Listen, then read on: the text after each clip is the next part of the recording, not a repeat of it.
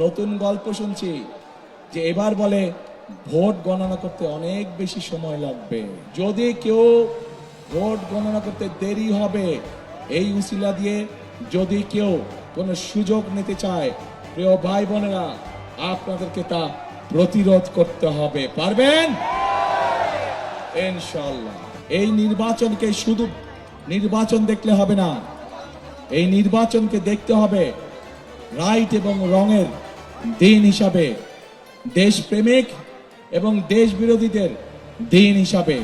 এবং বাংলাদেশের মানুষ অতীতে কখনো ভুল করেনি, সকল সময় তারা দেশপ্রেমিকদের সমর্থন দিয়েছে এবং তাই আমরা আল্লাহর রহমতে আত্মবিশ্বাসী, ইনশাআল্লাহ বিএনপি 12 তারিখে আপনাদের সমর্থন পাবে। আজ আমরা দেখেছি একটি রাজনৈতিক দলের নেতা পরিষ্কারভাবে নারীদেরকে কিভাবে অসম্মানিত করেছে, তাদেরকে খারাপ ভাষা দিয়ে অসম্মানিত করেছে। যখন এই কথা বলার পরে তীব্র সমালোচনা শুরু সমাজের প্রত্যেকটি মানুষের কাছ থেকে, তখন তারা বলছে আইডি বলে হ্যাক হয়ে গেছিল, অথচ আইডি হ্যাক হয়নি। তাদের যারা বিশেষজ্ঞদের মুখের উপরে মিথ্যা কথা বলে, এরা আর যাই হোক, এরা দেশ দরদি হতে পারে না।